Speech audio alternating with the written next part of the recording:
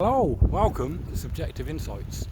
You know this search for meaning that man supposedly has, and this need that man has to have a purpose in his life. I think it's one of the foundations of death cults. Like Christianity is a death cult, all the religions are death cults essentially. Now, if you look at a purpose, once a purpose is fulfilled, the thing that's fulfilling that purpose vanishes. For example, I'm hungry, therefore I eat. The purpose of me eating is to satiate my hunger. Once the purpose of eating is fulfilled, do you continue eating? No, you don't, you stop. Now, if you say life has a purpose and life only has value because of the purpose, you're saying at one point you want to die. You want to stop living.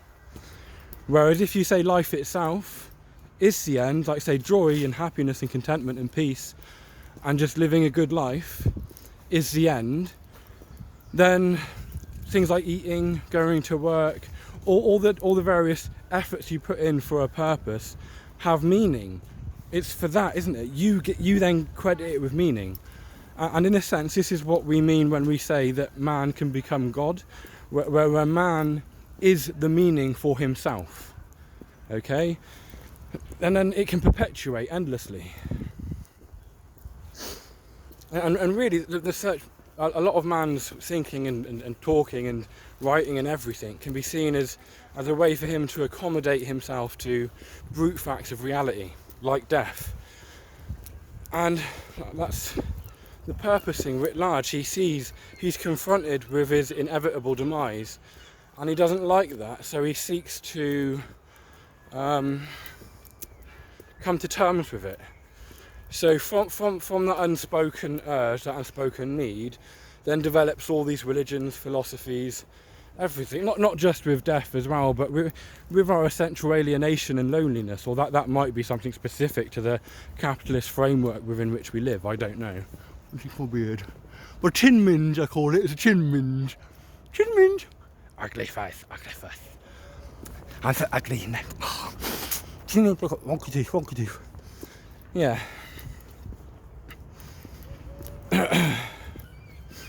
So the idea that life has to have a purpose, that things we do have to have a meaning, I think that's part of what keeps us on the hamster wheel. It's part of what keeps us doing things we don't want to do.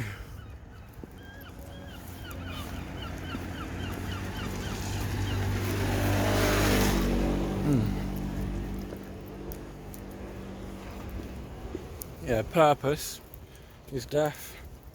If you have a purpose, that means you're a slave.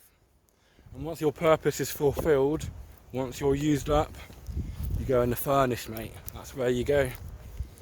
But masters, or gods, don't have purpose. They play. And that's what we've got to enter into. We've got to move away from the realm of purpose into the realm of play.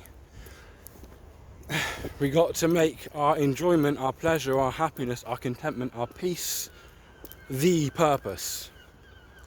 Not what are you being happy for? No, that's a stupid question.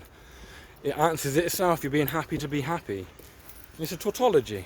And truth, when you hit the bottom, when you hit the ground of any inquiry, you reach tautologies. This is what it is because it fucking is.